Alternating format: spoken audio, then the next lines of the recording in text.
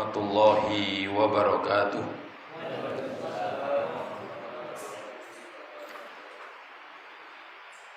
Innal hamdalillah nahmaduhu wa nasta'inuhu wa nastaghfiruh wa na'udzu billahi min shururi anfusina was-sayyiati a'malina may yahdihillahu fala mudilla lahu wa may yudlil falan tajida lahu waliyan mursyida. Ashhadu an la ilaha illallah wahdahu la syarika lah wa ashhadu anna Muhammadan abduhu wa rasuluhu la nabiyya wa la rasula ba'dah. Allahumma salli wa sallim ala nabiyyina Muhammad wa ala alihi wa ashabihi wa man tabi'ahum bil huda wa bil ihsani ila yaumil qiyamah. Rabbi shrah li sadri wa yassir li amri wahlul 'uqdatan min lisani yafqahu qawli, amma ba'd. Fa inna asdaqal hadithi kitabullah wa khairal hadi hadi Muhammadin sallallahu alaihi wasallam wa syarral umuri muhdatsatuha fa inna kulla muhdatsatin bid'ah wa kulla bid'atin dhalalah wa kulla dhalalatin finnar. Ma'asyiral muslimin, saudaraku kaum muslimin yang semoga senantiasa diberkahi dan dirahmati oleh Allah tabaraka wa ta'ala. Kita akan melanjutkan membaca kitab Riyadhus Shalihin yang disampaikan oleh beliaunya Al-Imam Abu Zakaria Muhyiddin An-Nawawi, yang terkenal dengan Imam An-Nawawi. Di dalam pertemuan yang telah lalu kita telah membaca sebuah pembahasan tentang hendaknya seorang mukmin muslim itu menjaga kebiasaan amal yang dia telah dimudahkan oleh Allah tabaraka wa ta'ala kepada dirinya. Dalam kesempatan kali ini kita akan membaca dari apa yang disampaikan oleh beliaunya Al-Imam An-Nawawi dalam Kitabul Mansurat, kisah-kisah yang menyampaikan tentang hadis-hadis yang memuat tentang cerita-cerita yang penuh dengan makna, mengandung hukum-hukum dan pemahaman yang hendaknya diperhatikan oleh mereka seorang mukmin muslim. Di antaranya, di antara kisah ini beliau menyampaikan sebuah riwayat dari sahabat yang mulia Abu Hurairah radhiyallahu taala anhu. Qala Rasulullah sallallahu alaihi wasallam. Pada suatu hari Rasulullah sallallahu alaihi wasallam memerintahkan kepada para sahabatnya dengan ungkapan ayyuhan nas. Beliau mengabarkan, wahai sekalian manusia, innallaha thayyibun, sesungguhnya Allah itu maha baik, la yaqbalu illa thayyiba, Allah tidak akan menerima kecuali hal-hal yang baik. Wa innallaha amaral mu'minina bima amara bihil mursalina, Allah telah memerintahkan kepada orang-orang mukmin sebagaimana Allah juga pernah memerintahkan perintah itu kepada para utusannya, rasul-rasulnya. Faqala ta'ala, kemudian beliau membaca sebuah firman Allah tabaraka wa ta'ala yang artinya, ya ayyuhar rusulu, wahai sekalian rasul, wahai para rasul, kulu minat thayyibati, makanlah makanan yang baik-baik, kata Rasulullah, kata Allah dalam firman-Nya ini, wa'malu shaliha, dan beramallah kalian dengan amal yang baik, inni bima ta'maluna alimun, sesungguhnya dari setiap amal yang kalian lakukan aku maha mengetahui. Begitu Allah menyampaikan. Wa qala ta'ala, Al-Imam An-Nawawi juga menyampaikan firman Allah Ta'ala lagi dari surat Al-Baqarah ayat 172.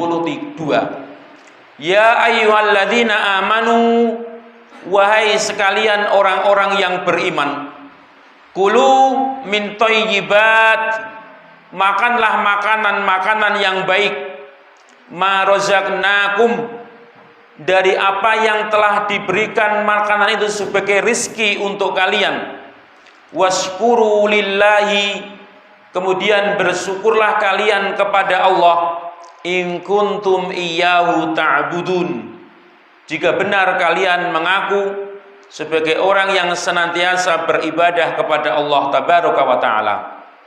Thumma, kata beliaunya, perawi hadis ini Abu Hurairah radhiyallahu taala anhu, kemudian Rasulullah mengkisahkan tentang kisah dzakarar rajula, beliau menceritakan tentang kisah seseorang yutilus safara, yaitu seseorang yang dia melakukan perjalanan yang jauh, as'asa aghbara yamuddu yadayhi ila samai, ya rabbi ya rabbi. Beliau menceritakan orang tersebut penampilannya khusus masai berdebu rambutnya, kemudian dia mengenadahkan tangannya ke langit berdoa kepada Allah tabaraka wa ta'ala, ya rabbi, wahai Tuhanku, wahai Tuhanku. Rasulullah menceritakan wa mat'amuhu haramun, sedangkan makanan yang dia makan setiap harinya adalah makanan yang diharamkan oleh Allah Ta'ala. Wa mashrabuhu haramun, sedangkan minuman yang diminum setiap harinya adalah minuman yang diharamkan oleh Allah Tabaraka wa Ta'ala. Wa malbasuhu haramun, pakaian yang digunakan pakaian yang diharamkan oleh Allah Tabaraka wa Ta'ala. Wa ghudiyal bil harami, dia setiap harinya ketika masih kecilnya juga diberi makanan dari makanan yang haram. Fa anna yustajabu lidzalik, kata Rasulullah, mana mungkin doanya akan dikabulkan oleh Allah tabaraka wa taala. Ikhwani fiddin, membaca ayat dan hadis ini kita banyak pelajaran yang di sini disebutkan sebagai orang-orang yang beriman. Yang pertama, kata Ibnu Mas'ud, kalau disebutkan di situ adalah disebut orang-orang yang beriman, maka orang-orang yang mengaku beriman hendaknya dia merasa terpanggil. Merasa terpanggil kalau mereka sebagai orang yang mengaku beriman kepada Allah tabaraka wa taala. Apa yang diperintahkan oleh Allah itu pasti akan mengandung kebaikan. Dan apa yang dilarang oleh Allah dan Rasulnya, pasti itu dibalik itu ada hal-hal yang buruk yang hendaknya diperhatikan oleh hamba tersebut. Termasuk di sini yang disebutkan oleh Rasulullah dalam kisah yang disampaikan oleh Abu Hurairah ini adalah menceritakan perintah untuk memakan min thayyibati ma razaqnakum. Hendaknya kalian memperhatikan makanan yang kalian makan. Begitu disebutkan oleh Allah dalam Al-Quran di sini, dan begitu juga yang disebutkan oleh Rasulullah dalam hadis yang barusan kita baca tadi ini.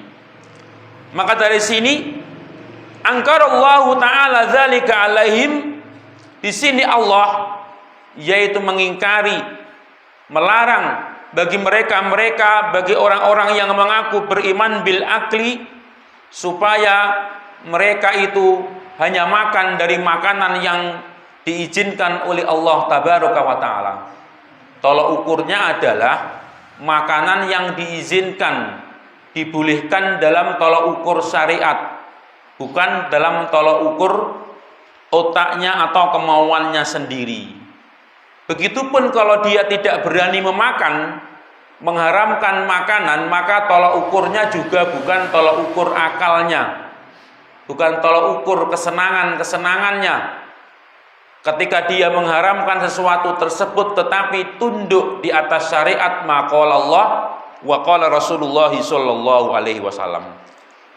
Jangan seperti orang-orang jahiliyah terdahulu.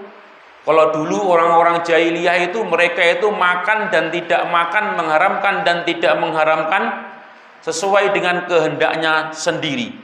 Seperti yang dikabarkan dalam surat Al-Maidah ayat 103. Dulu orang-orang jahiliyah itu maja'alallahu min bahiratin wala saibatin wala wasilatin wala ham. Mereka tidak berani memakan makanan, tetapi tolak ukurnya adalah karena yaitu mitos-mitos atau ketakutan yang mereka munculkan sendiri. Mereka mengkeramatkan unta yang mereka sebut dengan saibah, unta yang dia yakini membawa keberkahan dan hanya dipersembahkan untuk sesembahan kepada berhala-berhala mereka. Tidak berani memakannya. Mereka tidak berani makan yang namanya wasilah, yaitu juga unta yang mereka takuti untuk mereka memakannya. Begitupun ham dan bahiroh atau unta betina yang telah beranak 5 kali dan kemudian yang kelima itu anaknya jantan. Mereka mengagungkannya dengan tolak ukurnya akal mereka. Di sini Allah Tabaraka wa Ta'ala menyebutkan bahwasannya makanlah kalian dengan makanan-makanan yang baik. Ukuran yang baik dan ukuran terlarang itu apa? Ya tolak ukurnya adalah syariat Islam yang mulia ini. Dalil maqala Allah wa qala Rasulullah sallallahu alaihi wasallam.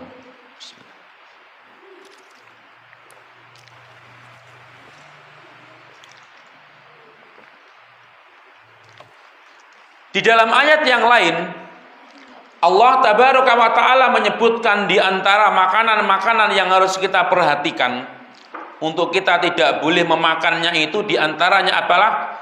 Ketika Allah menyampaikan kulu min thayyibati ma razaqnakum. Allah menyebutkan di dalam ayat yang lain hurrimat alaikumul maitatu wad-damu wa lahmul khinzir wa ma uhilla li ghairillahi bihi. Ini dalam ayat yang lain yang disebutkan dalam surat Al-Maidah ayat 3. Nanti bapak-bapak dan ibu-ibu bisa dibuka di antara makanan yang diharamkan tidak boleh dimakan. Hurrimat alaikumul maitatu wad-damu. Yang pertama adalah bangkai. Maitah, bangkai, yang maksudnya di sini disebutkan adalah dia termasuk di antara bangkai itu adalah munkhaniqah. Dalam ayat ini disebutkan apa itu yang termasuk kategori bangkai. Al-munkhaniqah itu hewan yang mati karena tercekik, tidak disembelih. Yang orang dulu katanya disebut kalau tidak disembelih darahnya maka menjadi eco. Maka sungguh dalam pengertian syariat itu yang terlarang. Konon ada orang itu yang tidak menyembelih makanan yang dimakan dari binatangnya, cuman dicepit ke lawang, dicekik. Nah ini termasuk al-munkhaniqah, dikabarkan dalam ayat dalam surat Al-Quran, dalam surat Al-Maidah ini. Itu termasuk bangkai yang dilarang dan tidak boleh dimakan. Termasuk bangkai itu adalah al-mauquzah. Apa itu al-mauquzah? Al-mauquzah itu adalah hewan yang mati karena dipukul, bukan disembelih lagi-lagi. Kemudian dalam surat Al-Maidah ini disebutkan al-mutaraddiyah. Apa itu al-mutaraddiyah? Al-mutaraddiyah itu hewan yang mati karena jatuh. Mutaraddiyah, jatuh dari tempat yang tinggi, kemudian sampai ke bawah mati dia. Dan kemudian termasuk bangkai adalah wan-natihah dalam ayat Al-Maidah ini. Surat apa tadi? Surat Al-Maidah ayat 3. Dijelaskan di dalam Al-Quran ini termasuk bangkai. An-natihah. Apakah itu? Hewan yang mati karena berkelahi dan kena tanduk, kena sungu atau kena jalu. Dan yang terakhir kemudian wa ma akala sabu. Wa ma akala sabu yaitu binatang yang mati karena diterkam binatang buas. Kecuali nanti kalau itu kemudian dalam keadaan illa ma zakaitum, kecuali wa madzubiha ala nusuk. Yang selanjutnya, kecuali binatang itu tadi kemudian sebelum mati disembelih, maka nanti menjadi boleh karena meninggalnya karena sembelihannya. Termasuk yang terlarang adalah wa madzubiha ala nusuk, yaitu hewan yang disembelih untuk selain Allah, misalnya untuk berhala dan sebagainya. Al-maitatu wad-damu, makanan termasuk yang tidak boleh dimakan dan termasuk haram adalah darah itu ya meskipun banyak orang meminatinya, teng mriki wonten apa mboten? Maka kita yang mengerti ilmunya tidak boleh. Itu adalah termasuk makanan yang diharamkan, meskipun kata orang enak katanya, tidak tahu kayak apa rasanya. Kita tunduk terhadap syariat. Darah yang digoreng kadang-kadang atau diapakanlah itu dimasak. Jadi nanti para ulama menyebutkan dari ayat yang panjang dari surat Al-Maidah ayat 3 itu termasuk ini adalah makanan yang memang dilarang. Dalam ayat lanjutannya nanti termasuk harta atau makanan haram itu wa antas taqsimu bil azlami dzalikum fiskun termasuk yaitu yang haram secara karena dilarang zatnya atau yang haram karena cara memperolehnya. Cara memperolehnya kemarin sudah banyak kita bahas dalam contoh-contoh yang telah kita sampaikan. Termasuk diantaranya adalah harta yang didapatkan dari hasil mengundi nasib, perjudian, atau dari hal-hal yang dilarang yang lainnya. Termasuk dalam pertemuan yang telah lalu mungkin harta riba, harta yang cara memperolehnya karena dengan menipu atau dan sebagainya, harta yang diperoleh dari mendolimi orang lain. Jadi ada dua yang disebutkan, harta dari cara memperolehnya yang haram.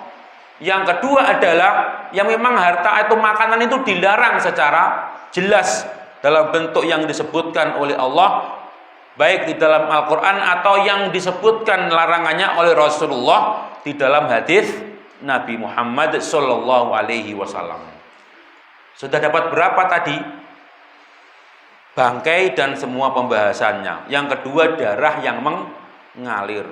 Meskipun kata orang-orang enak, meskipun banyak orang menyenanginya, maka kita orang-orang yang beriman kalau dilarang oleh Allah Ta'ala, maka hati kita tunduk. Ya kita menahan diri untuk tidak melakukan apa yang dilarang oleh Allah Tabaraka wa Ta'ala.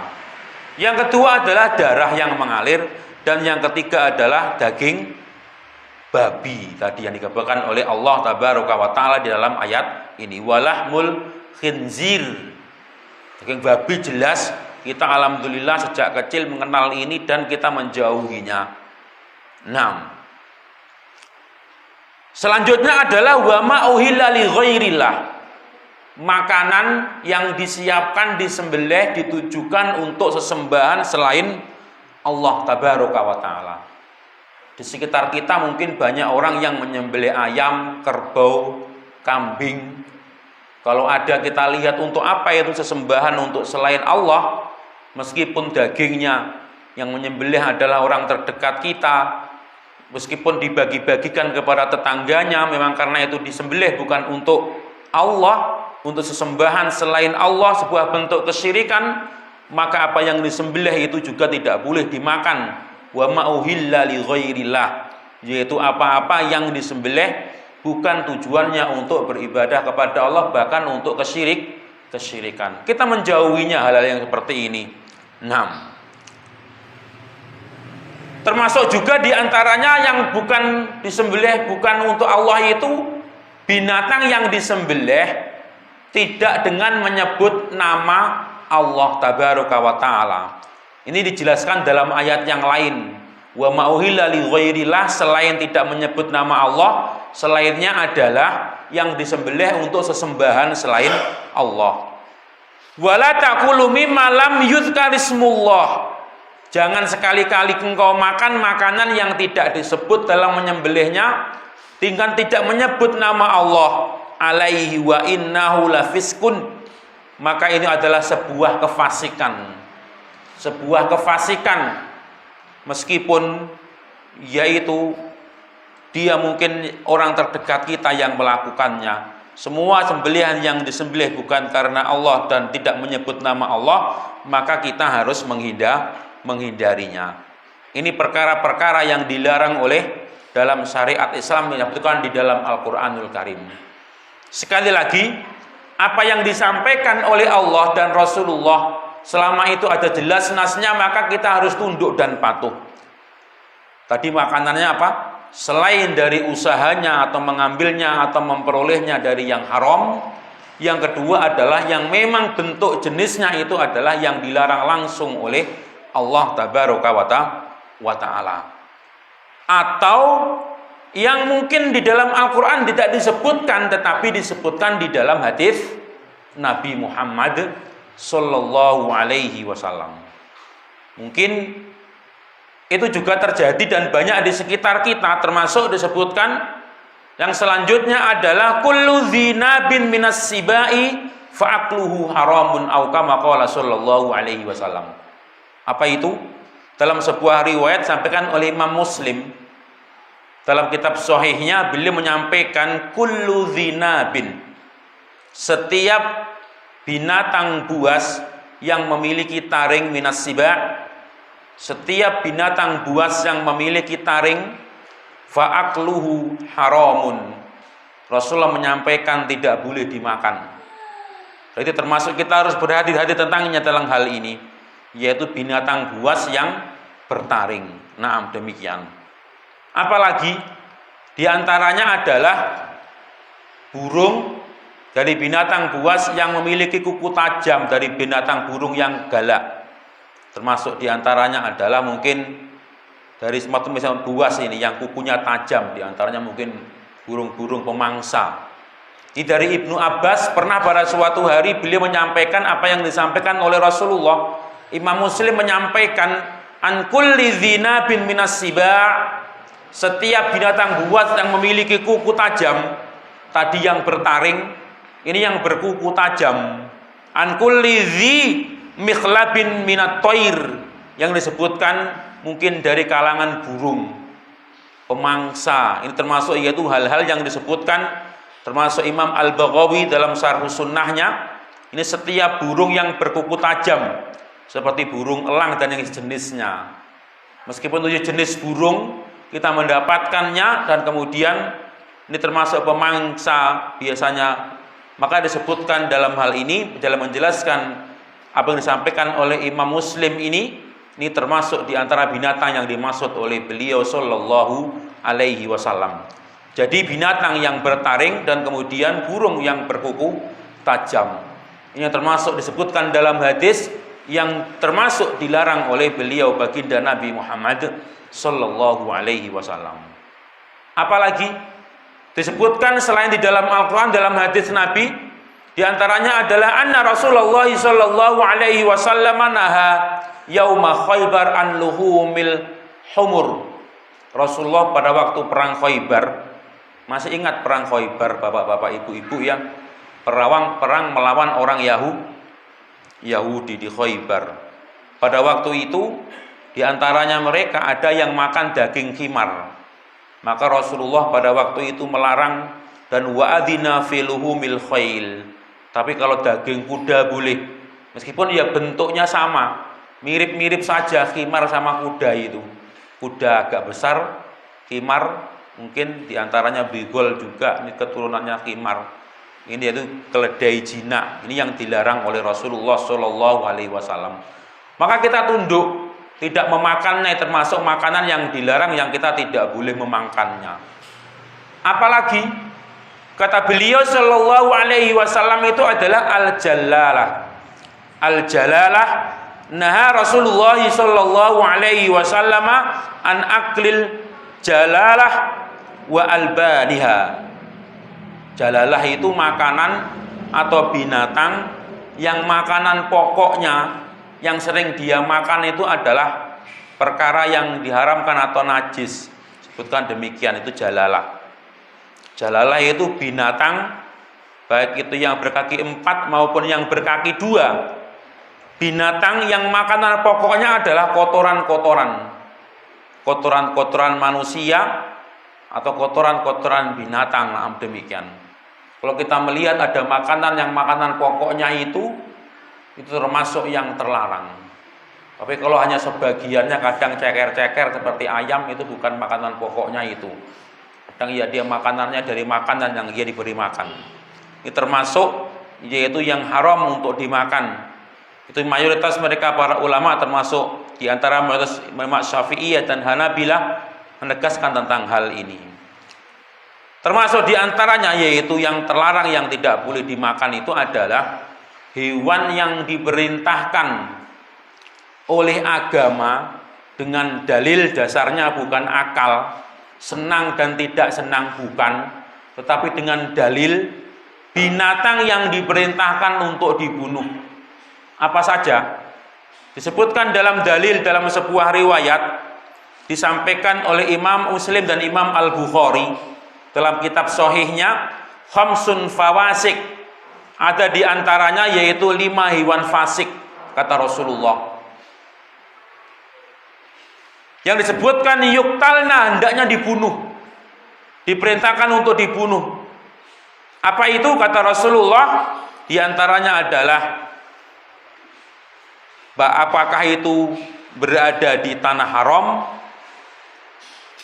Di antaranya yang halal dibunuh itu adalah al-fa'ratu wal aqrabu wal hudai wal ghurabu wal qalb al-aqur. Apa saja itu? Di antaranya adalah ular, kemudian adalah tikus, kemudian adalah anjing hitam. Ini termasuk diantaranya yang diperintahkan untuk dibunuh. Diantaranya yaitu untuk dibunuh. Maka disebutkan binatang-binatang yang diperintahkan untuk dibunuh tadi itu, maka termasuk yang tidak boleh dimakan.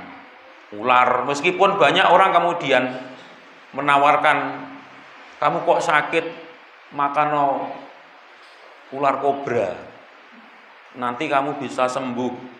Maka seorang muslim karena ada perintah seperti itu tidak boleh memakan makanan yang diperintahkan untuk dibunuh termasuk ular, ya tidak mencari obat dari, meskipun diyakini bisa menyembuhkan. Itu kan hanya diyakini, belum ada penelitiannya. Meskipun banyak orang berbondong-bondong yaitu rame-rame untuk mengambil, di situ katanya bisa menyembuhkan. Maka kita tunduk, tidak boleh dimakan, ya jangan dikonsumsi. Demikian. Termasuk apa yang diperintahkan untuk dibunuh yaitu amara bi qatlil wazaghi wa qal. Termasuk diantaranya apa? Rasulullah memerintahkan supaya membunuh tokek dan cicak. Kadang banyak kan kadang untuk obat gatel. Padahal diperintahkan untuk dibunuh termasuk binatang yang tidak boleh dimakan. Nah, demikian. Kalau tadi binatang yang diperintahkan untuk dibunuh, termasuk diantaranya adalah yang tidak boleh dimakan itu binatang yang larang dibunuh. Diperintahkan dibunuh, tidak boleh dimakan.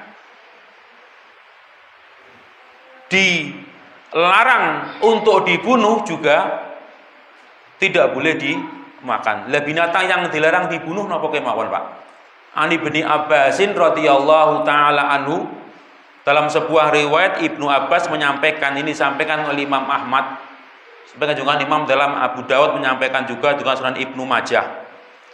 Disebutkan bahwasanya naha Rasulullah sallallahu alaihi wasallam an qatli arba'in, untuk membunuh 4 binatang ini yang tidak boleh dibunuh. Kata Rasulullah, naha Rasulullah an qatli arba'in minad dawab, yaitu dari binatang yang boleh dibunuh, diantaranya adalah an-namlah, semut, an-namlah, wan nahlah, kemudian tawon, wal hudhud, was surat, burung hudhud dan burung surat. Nah, burung jenis tertentu yang nggak mungkin nggak ada di sini. Semut, tawon, dan burung hudhud dan burung surat. Ini sebutkan mereka para ulama bahwasanya setiap binatang yang larang dibunuh berarti tidak boleh dimakan. Demikian. Kan kadang jadi makanan enak ini, deneman tawon. Gitu. Ternyata disinggung oleh syariat. Berarti kita harus berhati-hati karena dibahas oleh dalil. Meskipun menjadi kesenangan kita. Nah, demikian. Termasuk diantaranya nanti binatang-binatang yang lain. An Abdurrahman dalam hadis yang lain, an Utsman qala dzakara tabibun inda Rasulillah sallallahu alaihi wasallam.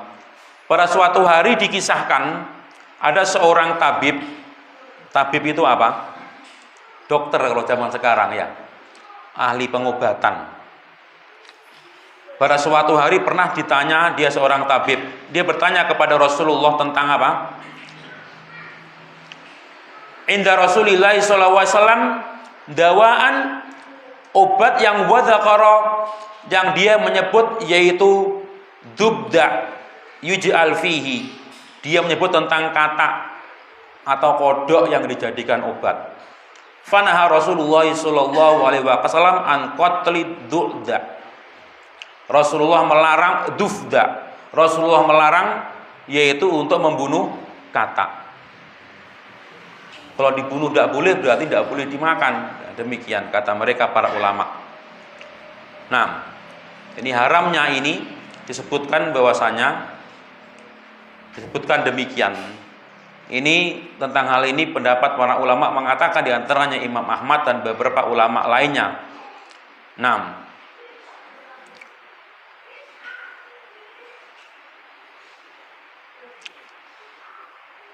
apalagi diantaranya yang disebutkan bahwasanya yang sering disampaikan tadi termasuk itu tadi. Demikian hal-hal yang disebutkan yang ternyata disinggung oleh dalil yang disebutkan oleh dalil. Nah, berarti kalau itu ada dalil yang membahasnya, maka kita termasuk juga harus berhati-hati, meskipun adalah menjadi kesenangan kita. Termasuk diantaranya yang lagi rame sekarang itu membudidayakan kecoa yang di Cina itu, dan kemudian dipelihara dan kemudian konon dijadikan apa itu? Iya. Beda nanti dengan kalau belalang kan ada dalil khusus yang membolehkan. Rasulullah Shallallahu Alaihi Wasallam disebutkan. Termasuk diantara yang dibolehkan itu, ya belalang. Kalau darah, hati dan limpa. Itu meskipun hati itu juga darah, tetapi ada dalil khusus menyebutkan bolehnya hati untuk dimakan, meskipun ya darah. Nah, itu semuanya dijelaskan oleh Rasulullah Shallallahu Alaihi Wasallam. Baik, demikian. Ada yang disebutkan oleh mereka para ulama, tetapi sebenarnya ya dalilnya ini mungkin secara jelas tidak ada dalil yang menyebutkan, tetapi banyak dibahas dalam kitabnya para ulama. Mereka menyebutkannya dengan yaitu makan yang disebut dengan aklul halzun. Halzun itu picot. Ini banyak disebutkan. Ini para ulama kalau kita teliti ada yang melarang, ada yang membolehkan. Tapi jumhur banyak yang termasuk melarangnya. Mengapa mereka membolehkan? Karena memang tidak ada dalil khusus yang melarang, tetapi hanya disebutkan termasuk hasarot, kata mereka para ulama. Jadi tidak disebutkan tentang dalil khususnya, tetapi minal hasarot, kata mereka para ulama. Hasarot itu ya binatang yang melata yang disebutkan tadi itu. Selain dari perbuatan dari dari hal-hal yang buruk yang terkandung dalam bekecot tersebut. Allahu ta'ala alam. Mengapa Allah tabaraka wa ta'ala melarang ini? Sungguh setiap apa yang dilarang oleh Allah dan Rasulullah Shallallahu Alaihi Wasallam, hendaknya kita memiliki perhatian. Kalau di situ ada dalil, jangan-jangan nanti kita makan terpojok atau terjebak dalam sebuah hal yang dilarang oleh Allah dan Rasulullah Shallallahu Alaihi Wasallam. Naam, demikian. Sekali lagi, jika kemarin kita banyak menyebutkan dari diantara makanan yang haram, dari cara memperolehnya, termasuk diantaranya adalah dengan hasil riba, perjudian dan sebagainya, itu termasuk yang hasilnya nanti termasuk hasil yang haram. Makanya Rasulullah menyebutkan pakaiannya dari yang haram, mungkin dari hasil mencuri atau hasil mencari yang haram, atau dari hasil yang diperoleh dengan cara yang haram. Maka ada makanan-makanan yang dilarang yang disebutkan dengan dalil, baik itu di dalam Al-Quran dan hadis Nabi Muhammad Sallallahu Alaihi Wasallam. Kita sebagai orang-orang yang percaya dengan dalil, dengan kekuatan dan keimanan kita kepada Allah dan Rasulullah, maka kita berhati-hati dengannya. Setiap yang dilarang, pasti kita meyakini, kata Ibnu Mas'ud, ada hal-hal buruk yang kita harus perhatikan. Setidaknya kita tunduk terhadap larangan dan perintah Allah Subhanahu wa ta'ala. Disebutkan oleh mereka para ulama, termasuk apakah itu harta yang diperoleh atau makanan yang diperoleh dari cara yang haram, atau makan makanan yang memang terlarang secara dzatiyahnya langsung oleh Allah atau dari Rasulullah Shallallahu Alaihi Wasallam. Ini pengaruhnya yang berbahaya. Diantaranya, mungkin dalam urusan kesehatan tidak mengandung hal yang madorot, tetapi disebutkan ketika kita melanggar larangan Allah Tabaraka wa Ta'ala, maka ada hal yang perlu kita harus perhatikan. Pertama adalah pengaruhnya adalah terhadap doa-doa kita kadang tidak dikabulkan oleh Allah Tabaraka wa Ta'ala. Ini semuanya ya Bapak-Bapak Ibu ya. Baik yang cara memperolehnya atau yang tadi itu, baik apa itu bangkai kah ataukah, kecuali bangkai laut Bapak-Bapak Ibu-ibu. Binatang yang dari air semuanya itu adalah halal. Meskipun ikan itu enggak disembelih, dibawa dari perigi kemudian sampai rumah sudah mati, tetap langsung digoreng dan dimakan, itu adalah boleh. Karena Rasulullah telah menjelaskan tentang al-bahru, itu adalah airnya suci dan kemudian apa? Bangkainya halal. Nah, demikian. Bangkainya halal kata Rasulullah Shallallahu Alaihi Wasallam.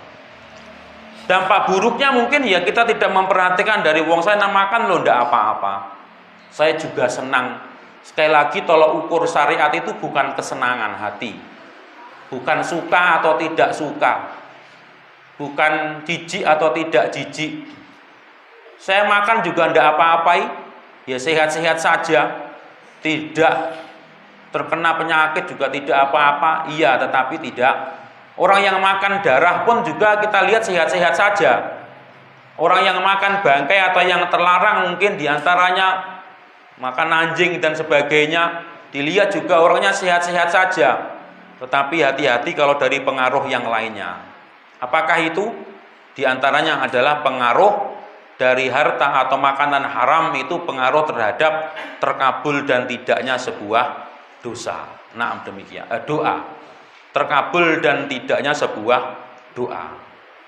Disebutkan bahwasanya termasuk diantara orang itu mawani'u ijabatid doa. Yang pertama, penghalang-penghalang kadang-kadang doa kita enggak dikabulkan oleh Allah, itu ada penghalangnya. Ya, semua doa itu akan dikabulkan oleh Allah selama terpenuhi rukun dan syaratnya. Tetapi doa itu kadang-kadang diantaranya ada penghalang-penghalangnya. Apakah itu? Al-mawani, termasuk diantara penghalang al-mani'ul awal. Yang pertama itu adalah at-tawassu' fil haram. Kalau dia bergelimang dengan sesuatu yang haram, termasuk aklan wa syarban wa lebasan. Apakah itu apa yang dimakan, apakah itu apa yang diminum, atau apakah itu yang dipakai. Maka ini yang katakan oleh Rasulullah tadi itu, orang itu seharusnya kalau sudah berdoa mengangkat tangan, kemudian menunjukkan ketawaduannya, kusut masai, kemudian dia berdoa dengan menyebut nama Allah, nama dan sifatnya, ya Rabb, ya Rabb. Ini termasuk diantaranya adalah adab-adab berdoa di mana doa itu akan dikabulkan. Tapi kenapa tidak dikabulkan? Kata Rasulullah, dari mana akan dikabulkan? kalau dia bergelimang makan sesuatu yang diharamkan oleh Allah Tabaraka wa Ta'ala. Ini mempengaruhi di situ. Mempengaruhi diantaranya itu. Doa kita nggak dikabulkan itu kadang-kadang itu karena kita bergelimang dengan makanan yang haram. Yang kedua diantara penghalang doa kita nggak dikabulkan itu adalah al-istijal. Tergesa-gesa sampai kemudian tidak berdoa lagi, malas. Atau irtikabul ma'asi, tidak makan yang haram tetapi mengerjakan kemaksiatan yang lainnya. Mungkin tidak pernah sholat, tidak puasa, meninggalkan puasa Ramadan, mungkin durhaka kepada kedua orang tua, mungkin apa-apa itu zalim, mungkin memutuskan tali silaturahim. Maka melakukan dosa itu juga termasuk penghalang-penghalang terkabulnya doa kita. Nah, atau mungkin dia melakukan kemaksiatan dengan meninggalkan apa yang diperintahkan oleh Allah Tabaraka wa Ta'ala. Nah, demikian. Atau mungkin dia berdoa dengan satu dosa, satu kejelekan, atau dia dalam melakukan termasuk memutuskan tali silaturahmi. Ini termasuk diantara pembatal-pembatal atau penghalang seseorang yang seharusnya doanya dikabulkan tetapi tidak dikabulkan oleh Allah Tabaraka wa Ta'ala. Ini dampak dari apa yang dimakan dari sesuatu yang buruk, atau yang diharamkan oleh Allah Tabaraka wa Ta'ala. Berbeda kalau orang itu senantiasa beramal soleh, menjauhi perbuatan yang haram, mengerjakan yang diperintahkan oleh Allah Tabaraka wa Ta'ala. Wahab bin Munabbih menasihatkan ala amalu as-solih. Amal soleh itu akan sampai, yaitu tersampaikan atau menyampaikan yablughud doa. Dia akan mengantarkan doa-doa seorang hamba. Tsumma ta'ala, kemudian beliau membaca ayat ini dari firman Allah Ta'ala dari surat Al-Fatir, yaitu dari ayat 10. Ilaihi yas'adul kalim at-tayyibu wal amalu as-salihu yarfa'u. Kalau kita sering meningkatkan amal kebajikan kita, potensi doa kita akan dikabulkan oleh Allah semakin kuat, yaitu dengan mendekatkan diri kepada Allah Tabaraka wa Ta'ala. Nah, itu yang pertama.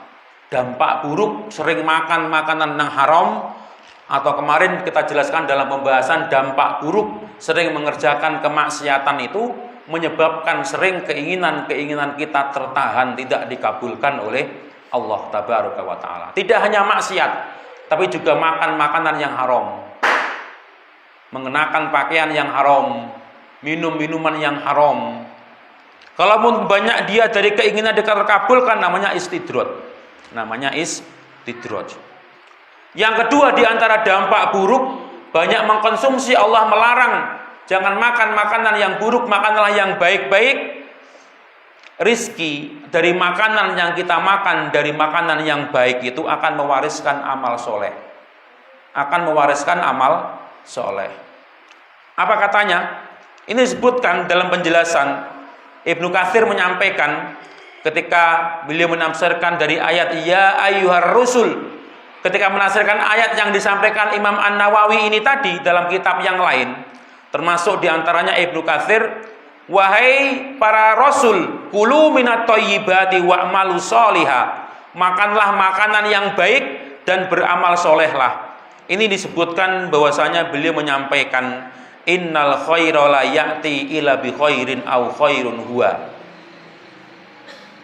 Memakan, menahan diri dari yang haram-haram itu termasuk amal soleh.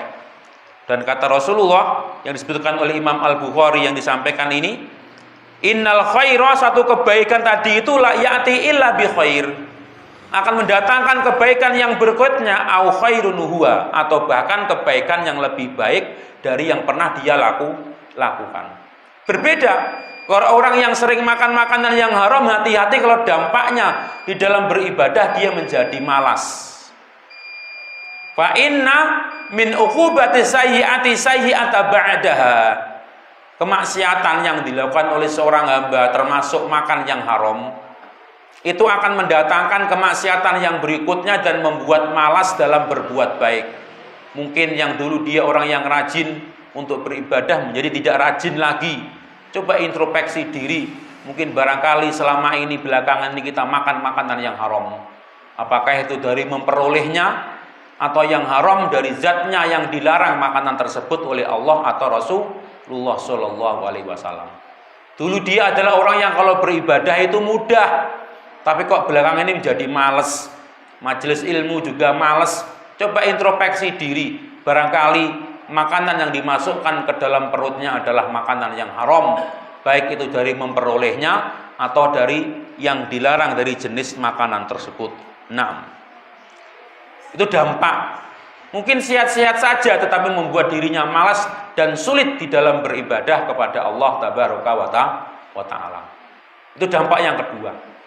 Dampak yang ketiga diantaranya, orang yang sering makan makanan yang haram, apakah itu dari memperolehnya atau dari jenisnya yang haram, ini kalau sebaliknya dia makan dari makanan yang baik, itu akan membuat tubuhnya sehat. Dari makanan yang baik. Ini yang disebutkan oleh firman Allah Tabaraka wa Ta'ala dalam surat An-Nisa.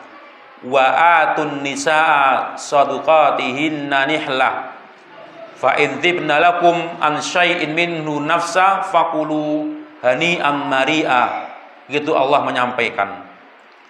Ambillah pemberian itu dengan makanan yang hani. Yang hani itu yang baik. Dan mari juga yaitu yang dampaknya baik. Makanan yang halal, makanan yang baik akan memiliki dampak yang baik pula.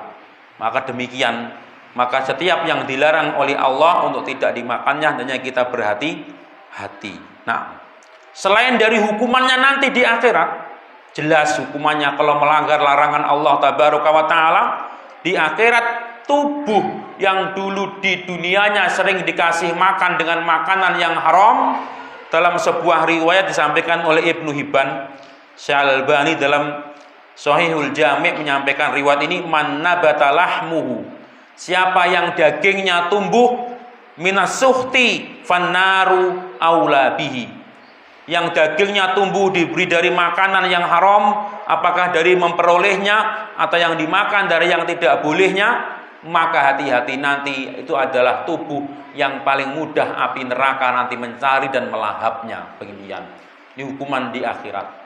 Maka dari itu sekali lagi, apa yang dilarang oleh Allah Tabaraka wa Ta'ala dan diperintahkan kalau dilarang pasti dibaliknya ada keburukan.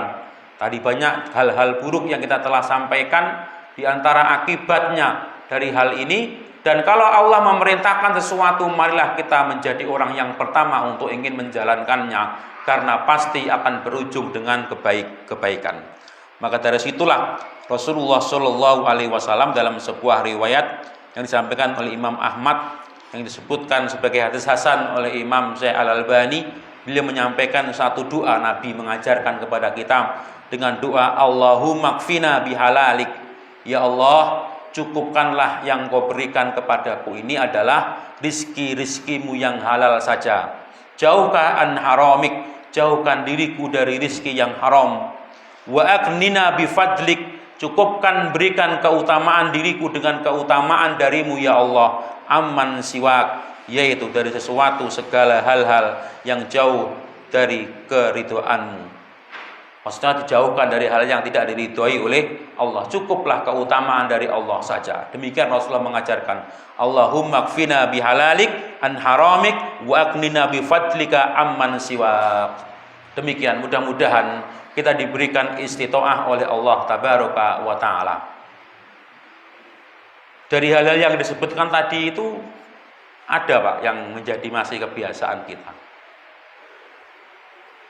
Yang sering saya lihat itu kadang di warung-warung yang di situ darah ya Pak ya, darah sering dijual. Nah, demikian. Saya kadang-kadang kalau tempat yang seperti itu kemudian darah juga dikonsumsi di situ, dan tidak tertarik lagi mampir atau beli di tempat tersebut, karena di situ merendahkan larangan Allah Tabaraka wa Ta'ala. Darah tidak boleh dimakan. Kemudian kok ada di situ dijual di situ, seolah dia merendahkan larangan Allah. Maka hati seorang mukmin memiliki kepekaan, kecemburuan, di mana larangan Allah Tabaraka wa Ta'ala itu dilanggar, maka kita menjadi juga cemburu. Itu sifat. Maka demikian. Meskipun dianggap di masyarakat biasa, ya ujung-ujungnya demikian. Ini adalah dalil. Kalau kemudian masih berkaitan dengan kesenangan-kesenangan seseorang tertentu, maka ya hati seorang mukmin itu tunduk, berhati-hati dari makanan-makanan yang banyak di sekitar kita yang ternyata kita pilih cari saja yang lain, termasuk hasarot yang sering banyak dimakan di antaranya banyak sekitar kita, apalagi kita yang hidup di daerah di kampung. Kadang-kadang binatang-binatang yang seperti itu banyak dan dikonsumsi. Mudah-mudahan yang sedikit ini bermanfaat. Sedikit lanjutan dari pertemuan yang telah lalu tentang yaitu mansurat, kisah-kisah tapi yang bernilai hukum. Disebutkan beliaunya Imam An-Nawawi yang bernilai hukum, termasuk di antara hukum-hukum yang berkaitan dengan makanan. Kalau kemarin adalah berkaitan dari cara memperolehnya, malam hari ini kita sampaikan hadis-hadis yang disebutkan sebagai bentuk larangan yang disebutkan dari jenis makanannya. Mudah-mudahan yang sedikit ini bermanfaat dan mudah-mudahan kita diberikan kemampuan untuk meninggalkan apa yang dilarang oleh Allah Tabaraka wa Ta'ala dan mengerjakan apa yang diperintahkan oleh Allah Tabaraka wa Ta'ala. Aqulu ma tasma'un wa astaghfirullahaladzim walhamdulillahi rabbil alamin. Kita tunggu doa kafaratul majlis. Subhanakallahumma wa bihamdika asyhadu an la ilaha illa anta wa astaghfiruka wa atubu ilaik. Assalamualaikum warahmatullahi wabarakatuh.